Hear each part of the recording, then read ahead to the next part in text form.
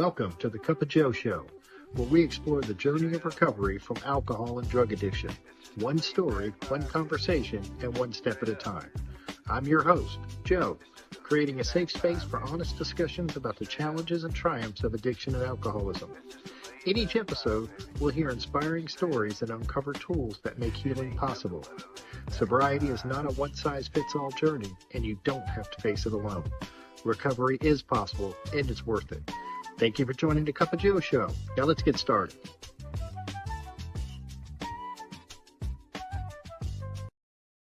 Hey everybody, welcome back to the Cup of Joe Show. I'm your host, of course, Joe. And today we are joined by Lad H. Lad's been sober since August 12th, 2021, a date made even more meaningful as it's also the birthday of both his oldest and youngest children. Lad's home group is Friends of Bill W. in LaGrange, Georgia, where he stays active in his recovery. He's a devoted husband and proud father of four to Hooper, Whit, Carter, and Lillian. The family's golden retriever, Lucy, adds a little extra joy and loyalty to the mix. Outside the rooms, Lad enjoys the outdoors, whether it's fishing, hunting, or spending time on a golf course. We are really grateful to have him join us today and share his experience, strength, and hope. Lad, how are you doing, sir? And I'm doing great, other than the fact that I forgot that I was supposed to do this today. Listen, it's all good. It's all good. We are here, and I appreciate your willingness to do it. Yeah, you're welcome. So tell me, what was it like growing up, Lad? It was pretty uncomfortable growing up, inside of, this mind that I carry around. But it's funny. I've got a brother, and both of us ended up, becoming alcoholic, and or born. I don't know. It just it was weird because it was a loving home. Grew up in Eufaula, Alabama, and pretty normal stuff, man. Playing a lot of sports in the yard and staying outside, and no real trouble at home, and so that was but it just I can remember pretty vividly, this is weird, that it was like second grade or something. We had a Easter egg like painting contest at school, and I remember like the 5 best eggs got called up to the front of the classroom. I remember standing in front of those people and just being so self-consumed and worried, and just, it was like almost the start of like this feeling that I carried through, until I like to say until I got sober, but really until I found a good solution to that, and drinking and doing drugs. So pretty a normal upbringing, but a very uncomfortable feeling, during those years. I can definitely relate to that. That uncomfortable feeling. Did you have any? Was anybody in your family? Like what was your? I guess let me ask the question right. Like, what was your thoughts about alcohol or drugs? Like, were you around any of that growing up, or? No, man, it's not, I think I saw my parents drink a little bit, but it wasn't, no, it just wasn't like a big thing in our house growing up. So, never was around it a whole lot. And, so no, it didn't play like a major part in my childhood.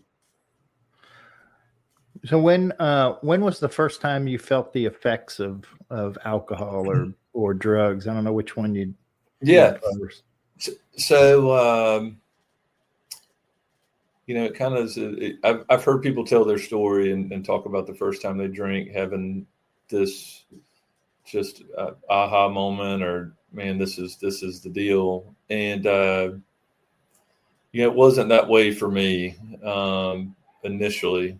I think I had my first drink when I was in 7th grade, and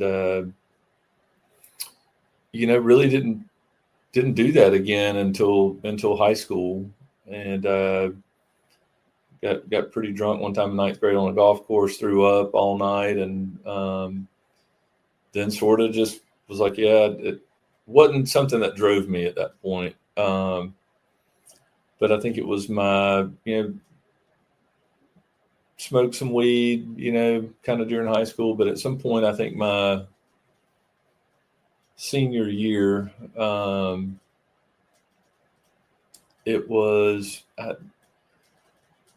it became like, I don't even know how to say it, man. It was like we were at this party at kind of the end of the year, and I didn't have much going on. And I remember having that feeling of drinking with a bunch of people in a situation where I'm usually really, really uncomfortable, and that going away, and going, oh, okay.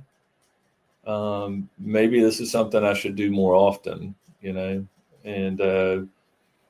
that started a trend that really didn't stop until I got sober. It was kind of like me in high school. I called alcohol the great equalizer. Yeah. It was. I understand. Were there any consequences, from drinking or anything early on, or?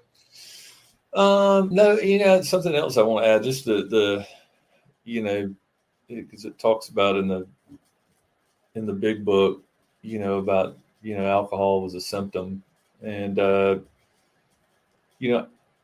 just had a I don't say a tendency, and nobody taught me to do this, but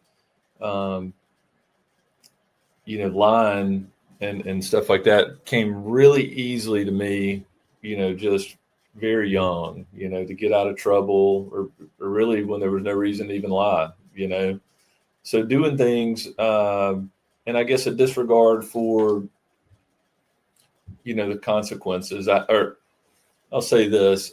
I always somehow internally felt like the rules that applied to everybody else just didn't quite apply to me, I don't park. I'll park wherever I want to park, ticket or no ticket. I'll go whatever speed that I want to go, and I don't have to pay the speeding tickets. I might go to class. I might not go to class. But consequences related to drinking started pretty early on. Going to jail a lot. It's funny. Every time that happened, I'd say, yeah, I went, but look, that cop had it out for me, or this is the reason why, and I could at those times, and really all the way through my drinking and using drug career, I never would look at a time where there were some severe consequences and say, maybe I shouldn't have done that. It was always kind of like, well, these circumstances were like this, so, and if they weren't, it would have been okay. So I could never see that I was the problem. So, what did you do after high school, lad?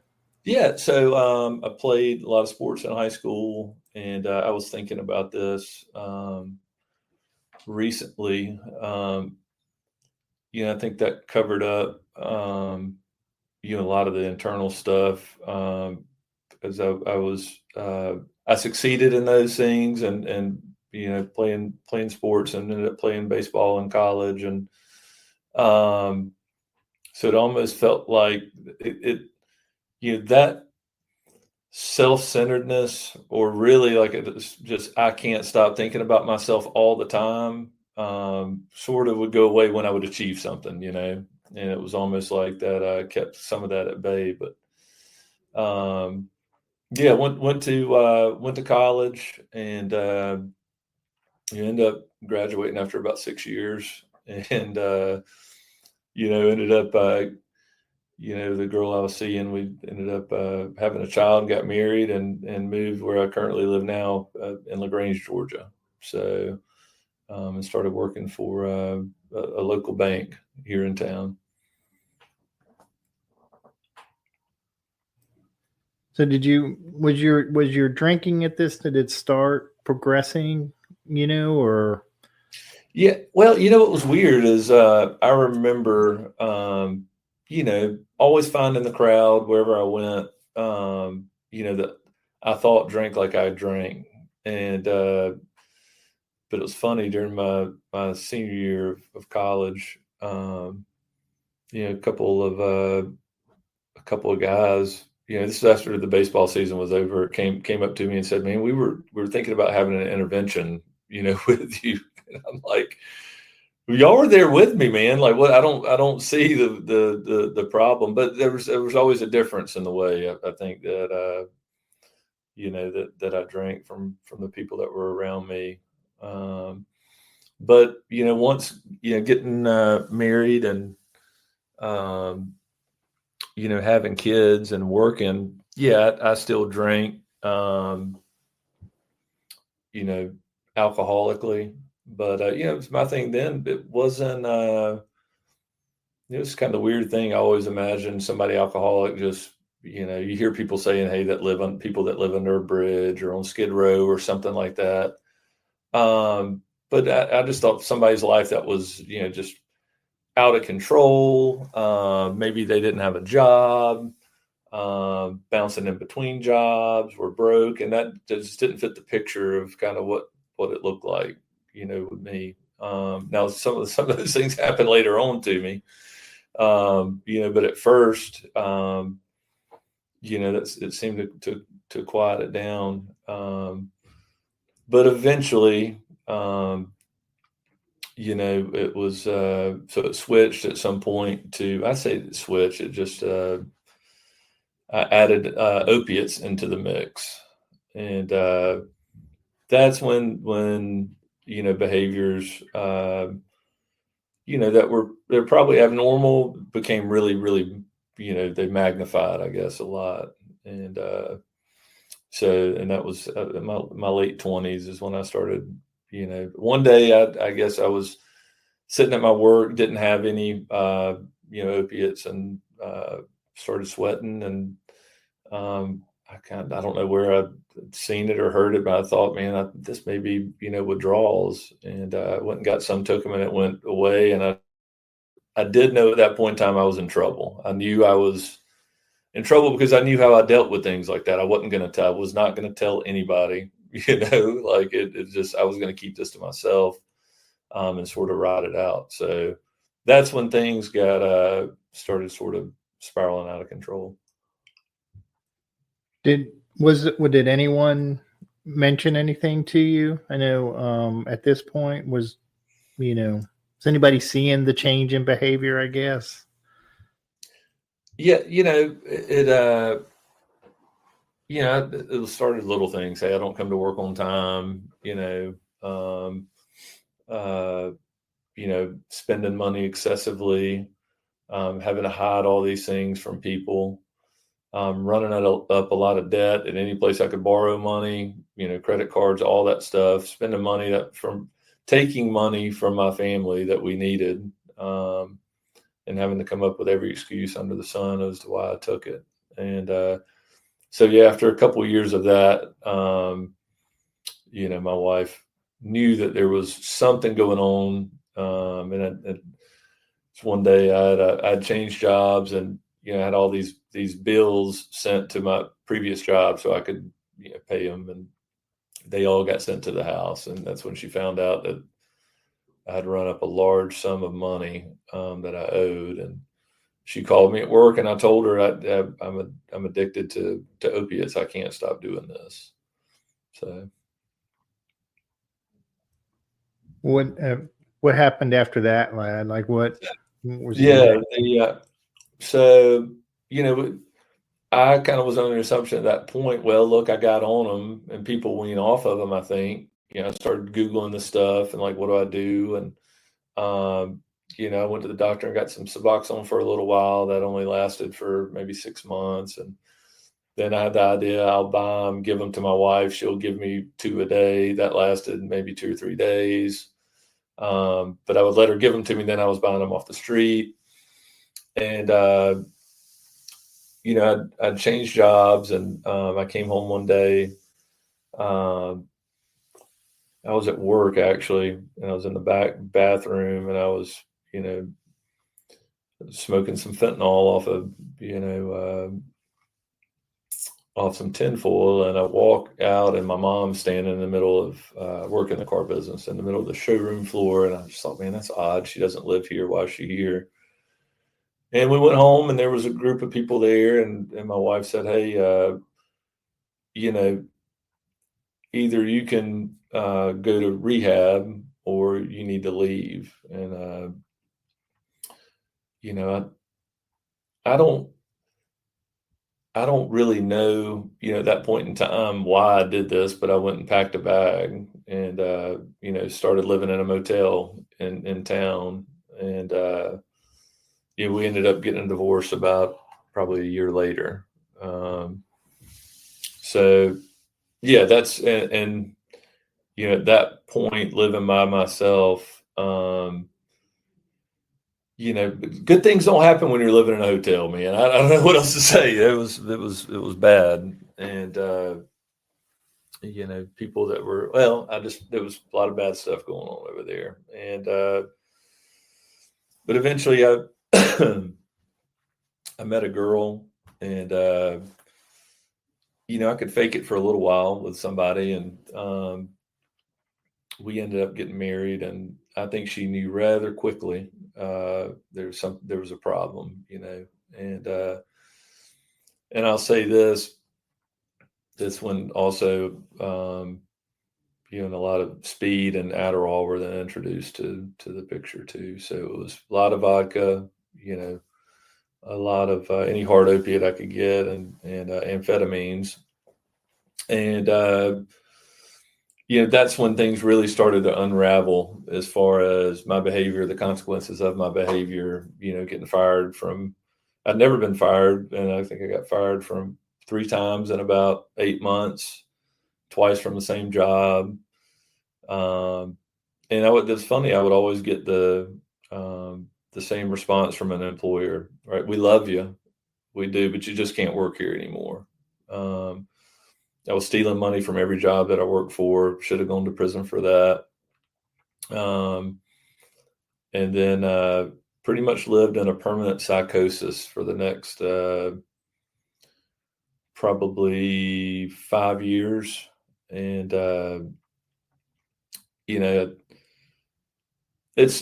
I was about to say it's hard to say, but it's really not. My wife, who I'm still married to, at that point in time, the emotional abuse that I put her through, it's nobody should have to deal with that. So, and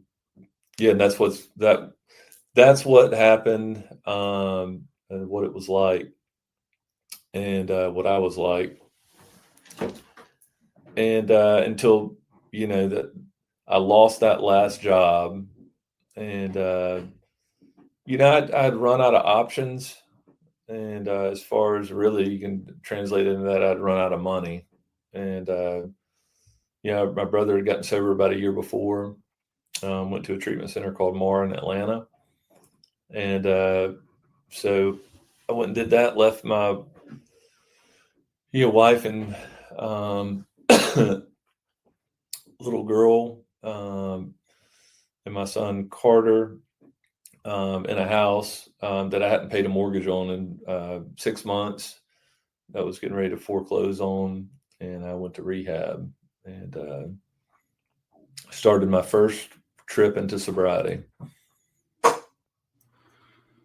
So what was, running out of money and options? Is that what you would call your turning point, or was there like a specific feeling you had that? At that time it was like I knew it was coming to an end. I just had like an inner feeling, hey, this is running its course, and it almost felt like a big spiral. Like I knew something was going to happen, and I guess maybe you could call it a turning point. I don't really know. I know that I went to treatment and stayed there for about 9 months. House got foreclosed on. They moved into a rental house. I came home without a job. and I was about 10 months sober. I'll say this, 10 months, and I hadn't drank or used drugs. And I was going to AA meetings. And anyway, I going to a lot of meetings, came home, and ended up calling my brother and saying, "Hey, look, I think I want to kill myself.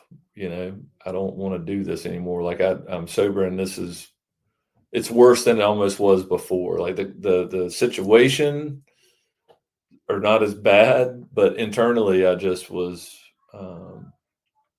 it was very painful and uncomfortable. And I was looking for some sympathy, and he laughed at me. And he said, either we got a couple options. You could do that. You could, go back to drinking and using drugs, or you could go ask somebody to sponsor you and have them take you through the steps. And so I did that night. It was funny how that worked. I asked a guy, and he said, I'm moving and taking this new job, but I've got 8 weeks where I don't have to work. I didn't have a car, and he came and picked me up from the house every day, and we worked the steps. And I had a spiritual awakening, and life was beautiful during the amends process. I'm not saying this is this has to happen. It happened to me. Making amends to a former employer, and offered me a job, and life was great, man. And I it's just sort of, I don't know what you call it, but I can say this: there were things being said in those meetings, and stuff all in the book. This is what happens when you stop doing this. This was my experience when I've seen other people do this. And, slowly but surely work was very important, and so it was like, hey, instead of going to 5 meetings, I'll go to 3. Instead of going to 3, I'll go to 2, 1 every 2 weeks. And also was the guy, this is what the book says, and it's my experience confirms. I don't keep myself sober, right? Like I lose the choice, of whether I can use drugs or not, use alcohol or not. And, I didn't have a mental defense at the time, right? Of whether I was going to do it or wasn't going to do it. And there came the time when, I was on the way to work, and I skipped that exit, and I went straight to the doctor's office and got a prescription for hydrocodone. And it was off. That was after about 3 years of sobriety, a little more than 3 years. And it picked up almost immediately where it left off, within probably a month. I was buying dope off the street again, starting to use speed again. And that went on for another 2 years after that.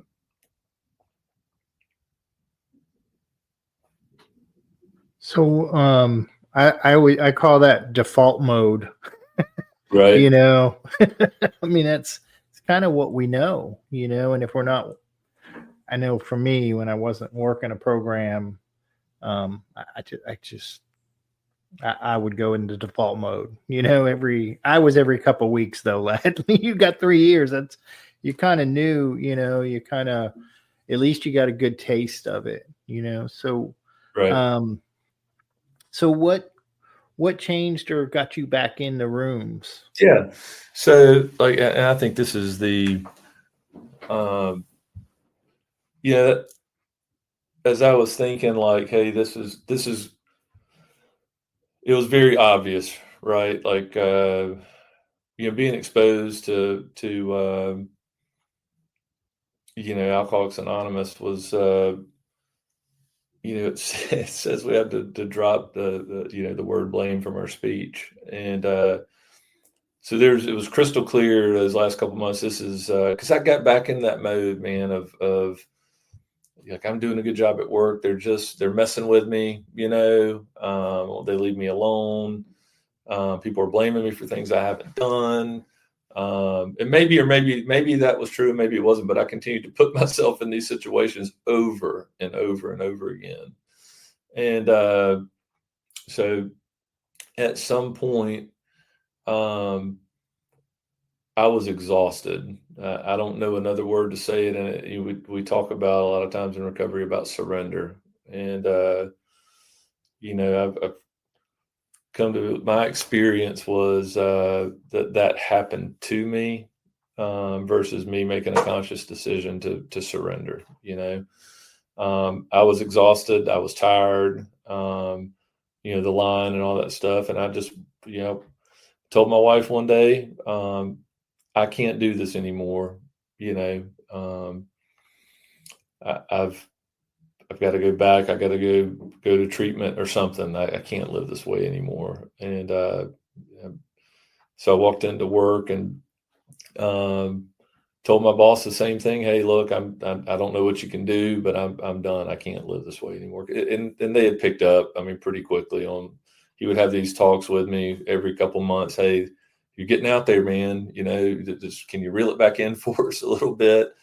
And mine would be, at first it was like, oh, I'm not doing that, but then it kind of was like, yeah, I can reel it back in. And, the reeling it back in was just shorter and shorter. Really, I didn't know if I was going to reel it in for 2 weeks or a day or a month. It became erratic, And so, that happened to me, and I knew at that point, and it's a beautiful thing. I came to that place where I knew that there was nothing I could do, nothing I personally could do to keep myself sober. I knew it. Nobody had to tell me. And I went to treatment up in Asheville, and ended up calling a guy. It's funny, he lives in my neighborhood, and he's my sponsor. And but I'd seen him in meetings, and always kind of respected what he said and what he was showing me in recovery. And I just said, look, man, I thought I knew how to stay sober. It's pretty obvious I don't. You tell me what to do. And he started giving me assignments, and I started doing them. Because I really internally thought or felt really this is the only thing left. This only chance that I have or my family has for a decent life. And so yeah, that's kind of how this time around started. So what was early recovery like, this time? Like, what was different?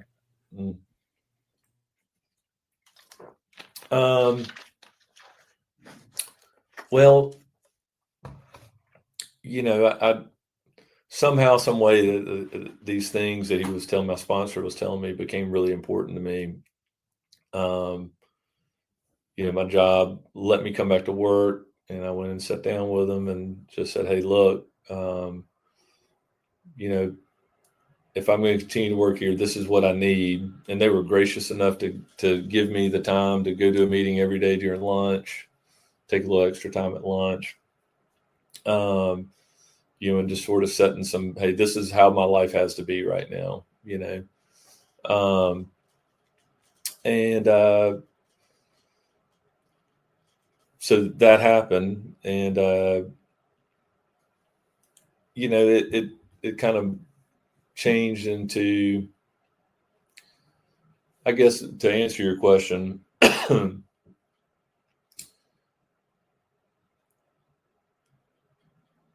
So I was I was meeting up with my sponsor every day, and I remember it being pretty damn uncomfortable for about 3 months. Just the withdrawals were so. I only stayed in treatment maybe, I'm not advising this, but this was my experience. Somehow I knew I was supposed to be there for 2 months. And after maybe 3 weeks, I just said, look, guys, I know this is not what you guys advise, but I knew the only healing that I could really get at this point. I could only learn so much in recovery or in a treatment center. I felt like the healing was going to be in AA through the steps. And so I came back home and had a couple weeks off and dove into those, met with him every day and went to a bunch of meetings. And I remember a couple months in, thinking, well, hopefully it'll work, and I'm not drinking, I'm not using drugs.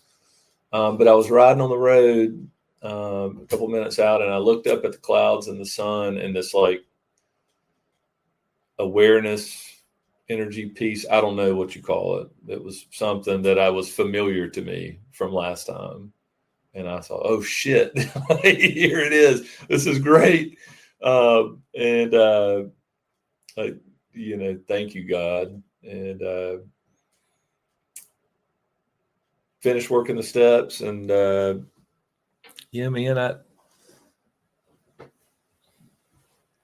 I was, I don't even know how to say this, but I felt like I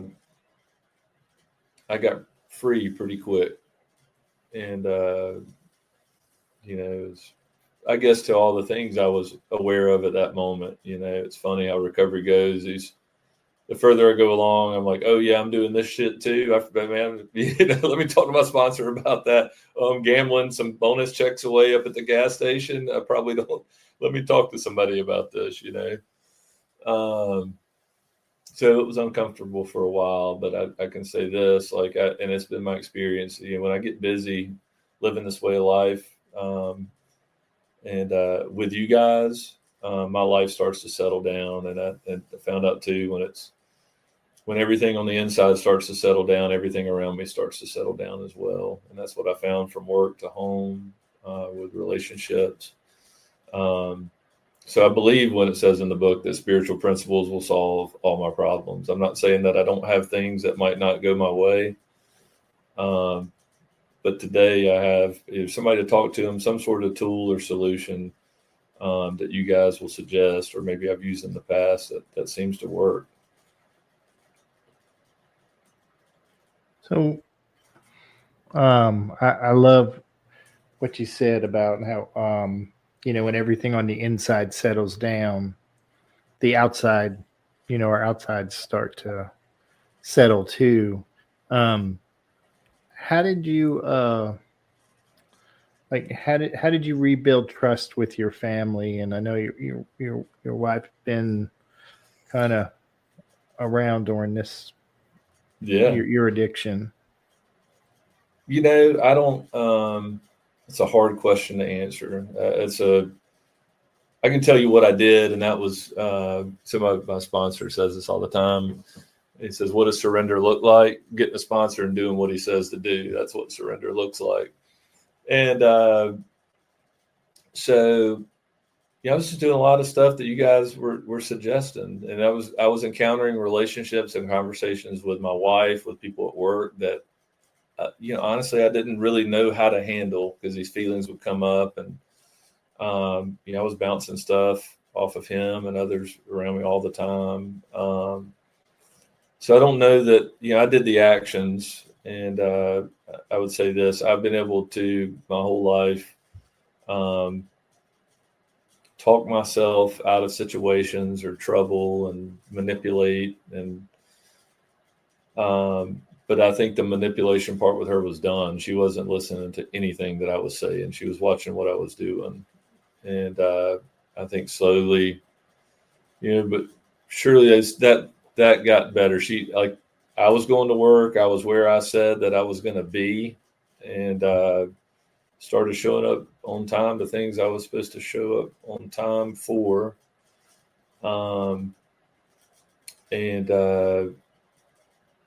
Because I guess you guys told me that stuff was important. I never knew that was important. I came and went as I pleased. I mean, you know what I mean? And, people would get mad. I would always, it was always like I was in conflict with everybody around me, because I was going to do what I wanted to do, and had no regard for anybody else. For the most part, it was like, if my brain and my thoughts told me this is what to do, I just followed that, and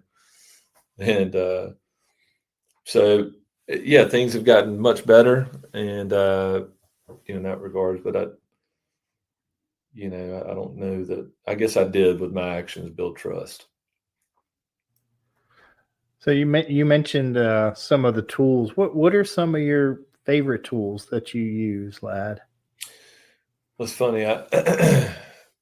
So it's funny. I've been like an underachiever slash. How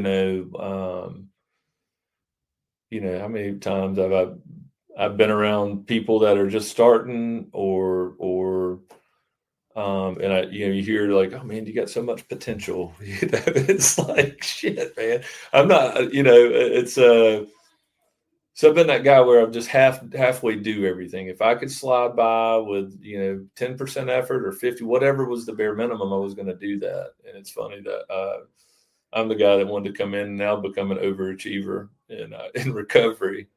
And it's probably one of those things. I want you to like me, and I want to be perceived in a certain light. So it was like I was bound and determined. After 6 months, I'm like, if I feel like this, if I just do like so much more, I'm going to feel double this. And then in 5 years, I mean, who knows,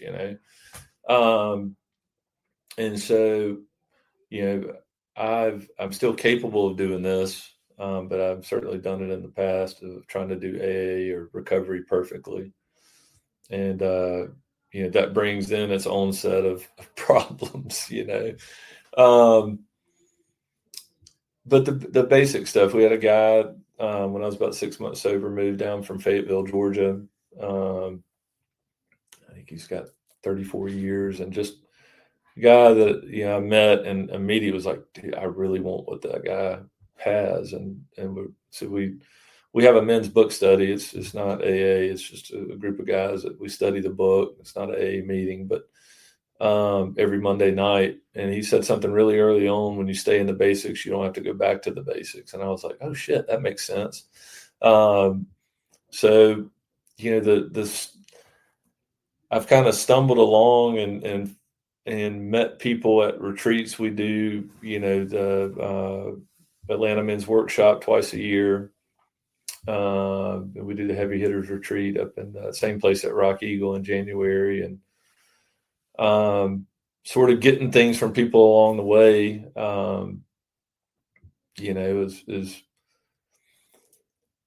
so the basic stuff it talks about. And well, I'll say this: basic stuff I was told early on is go to meetings. My sponsor was really big on calling alcoholics, so I thought, well, I'll do that a lot. And I was making 8, 9, 10 phone calls a day to people for a year, 2 years. Building a lot of relationships and meeting these people out of town or at retreats, getting their numbers and actually calling them, and found out, man, I know a lot of people in recovery from all over the place, man. It's pretty cool. Because I'm a person, that basic problem of self-centeredness is I can't stop thinking about me. And when I'm thinking about me, man, I cannot think about you, So self-centeredness is the problems that have to become God-centered, other-centered. And then working the steps. When I started getting around people who were practicing, the 10th step, and because if you read those couple pages, there's a lot of stuff in them in a lot of directions. And, waking up early and asking for for God to direct my thinking. Spending some time reading some literature, spiritual literature, and then, sitting down for, 30 minutes in the morning and getting quiet, and doing some meditation. And then, I found out too, when I talked to somebody really early on in the day, that was just something that was, I don't know why it came, it just did, to talk to somebody on the way to work, reach out to people, ask them how they're doing. And then practicing this stuff throughout the day, being kind, being loving and kind and courteous to people, as a practice, roll up to the drive-through or talking to the person at the restaurant or gas station, ask them how they're doing and smiling at them. Those are not natural things to me, you know. So starting to do that stuff. And then when I'm encountering situations that I've never encountered, you're running this stuff by people, you know, throughout the day, making a phone call. And so, yeah, like pausing, you know, I didn't know how to do that. And sometimes I still have trouble doing it, you know. But what's weird, like today, hadn't been really angry. I mean, really, really worked up in about 6 months. And it happened today. And I was on the way to have a talk with somebody at work, and I was praying on the way, you know, help me to seek to love, comfort, and understand, like repeating it. And I still got pissed when I got there. And I leave, and, you know, this guy, one of our guys that go to our book study, ends up, you know, my phone starts going off. He's coaching this travel ball thing with a group of college kids. And he's been going for a couple of weeks, and you know, he's relatively new. He's been sober for about 6 months. He calls me, man, and I'm like, oh shit. Pick up the phone, talk to him, ask him how he's doing, and like it's gone. You know, magically that feeling went away, and I was like, it's cool because I feel like I didn't do that. You know, that happened to me. It was like how it was. I don't know. You know, I think maybe saying the prayer on the way up there. That I don't know, but it's like, you know, when I plug into this power, and I'm asking for guidance and direction, these things seem to happen. So. You just gave a great running list for someone new in recovery. You know, I mean, that was pretty cool. So thank you for that, lad. You're welcome. So what are some of the best things sobriety has brought into your life? Dude, that's I can talk about. You know, you're going to get me going on this. Like I have looked for external things to fix my internal condition my entire life.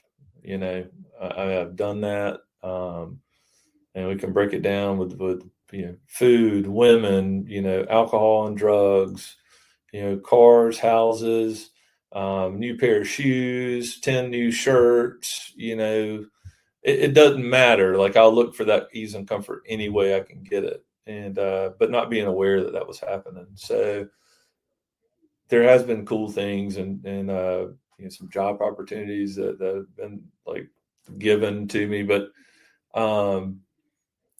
you know, shit, even in that, like I've asked for this, I asked God for 2 years, like guide me, show me what I'm supposed to do with this work situation. I have no clue.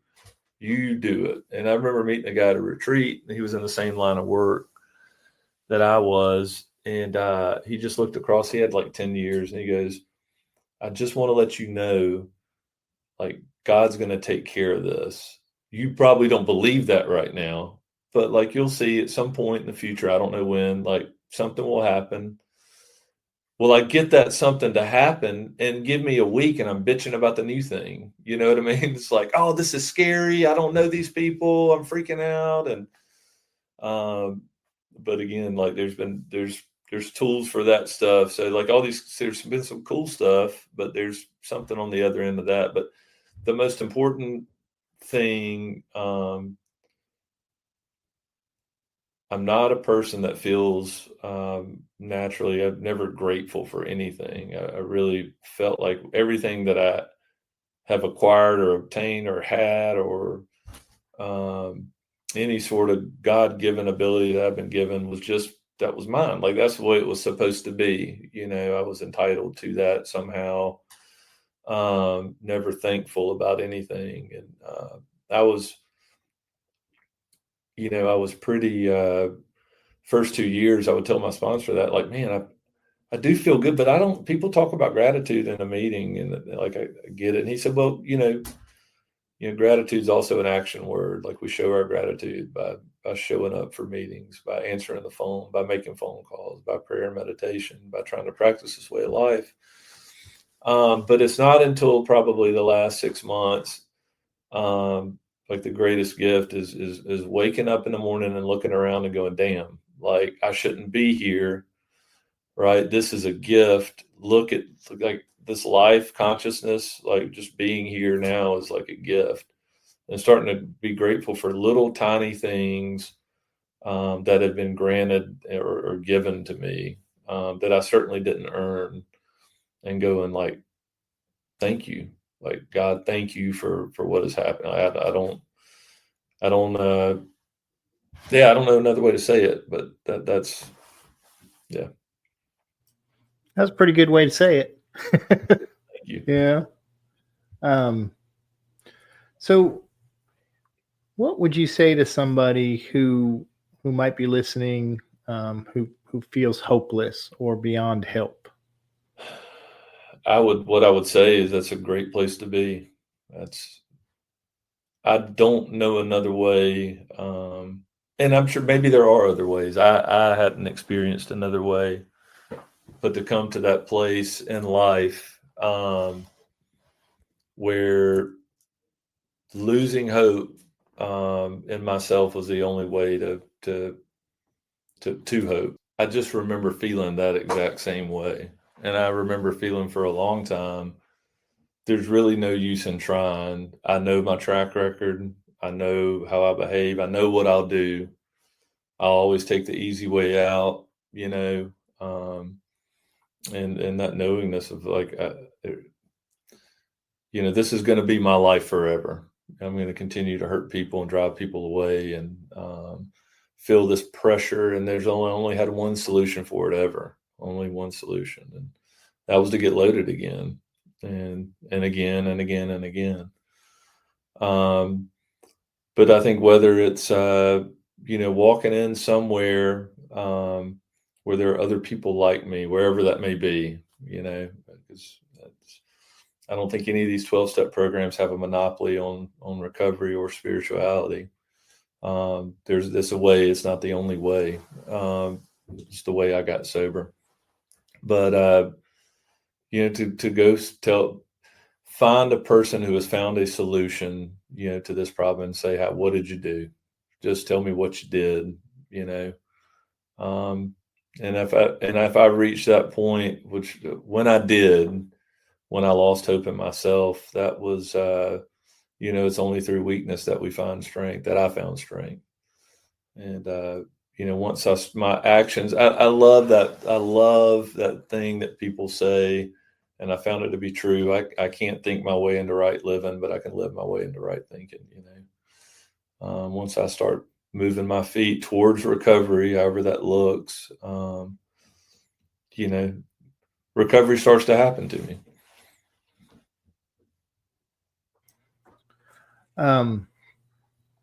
Well, that was beautifully put, by the way. Well, is there anything that we haven't covered that you wanted to talk about?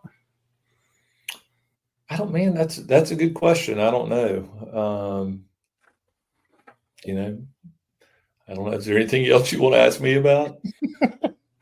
No, I think you kind of said it, but I think it's kind of good. Like, what is a typical day in Lad's recovery life look like?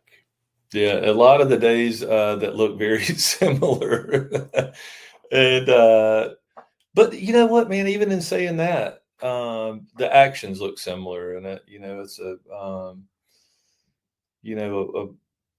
waking up early to kids and making breakfast for them, or just being with them, for 30, 45 minutes while they get ready, before their mom takes them to school. She's a school teacher, and I usually wake up before her and do some spiritual reading. And, for anybody looking for recovery, there's the Daily Ponderables. I don't know if you're familiar with that. I got turned on to that about a year ago. It's got all the readings of, some cool stuff on there. Spend time reading that, and reading a book now called that somebody suggested to me. It's like a daily meditation book, Stumbling in the Right Direction, which is just jam up. Awesome. And here you go, man, on the camera. That thing's awesome. I love how I love the way he writes and the way he puts that down on paper. But getting ready and going to do some exercise and talking to an alcoholic. Usually, got one guy that wakes up, talk to him at 6:45 to 7:15, and then coming to work. And I found me an office in here that I can lock the door and turn off the lights and sit in meditation for a while, and then going around at work and greeting people. Just ask them how they're doing. Hey, man, good to see you. How are you doing? And then sort of a daily awareness of walking throughout the day and asking, how can I best serve thee? Thy will be done and not my own. Making a couple phone calls to alcoholics or addicts, and hopefully getting in. I think meeting attendance right now is 4 to 5 a week still, and I would say this: I wake up and ask God to remove this obsession, to keep me, to remove this obsession to drink and do drugs just for today, and thanking Him, at night for keeping me sober throughout the day, and then praying only for the knowledge of His will and the power to carry that out, and spending a little time, in a meeting at home with my wife and hanging out for a little while, and getting it up, and I say that they all look the same. I just mean like what I was shown to do and what I do. But it's funny, my sponsor says this at every damn meeting, man. Like he says, when we change the way we look at things, the things we look at change. And it's what's funny is I've kind of told him is a lot of times the things I'm looking at are changed for me, through working this program. I start to see things differently, and because man, the same thing every day is pretty repetitive, but when these relationships happen and these friendships happen, and you get into this constant kind of communication with others and start learning about their life, like just it continues to open me up. So it's a pretty good day, lad. Yeah, man. Yeah. That's a pretty good day. Well, I really appreciate you coming on and sharing your experience, strength, and hope. I can't let you go without our rapid fire questions. Okay. All right. If you are ready, sir. No pressure, lad. I feel pressure. I'm sure there is no pressure. It's self-made, I'm sure. Yeah. Friends of my friends, we always go, listen, we're not scorekeepers. We don't keep score, but I'm up 3-0. Yeah, that's right. All right, sir. What is your favorite recovery slogan? Oh, favorite recovery slogan.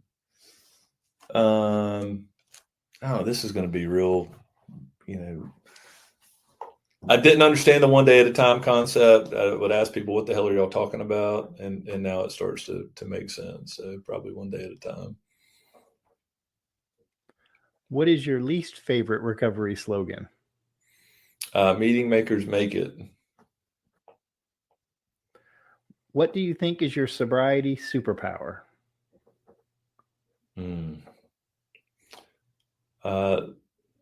The longer I go, the less dependence on me there is. So, taking me out of the picture. If you could say one thing to your former self, what would it be? It's okay. It's okay. What song do you play to lift your spirits when you need a boost? Ooh, I got a couple, man. I don't know if you've ever heard of Krishna Das, but okay.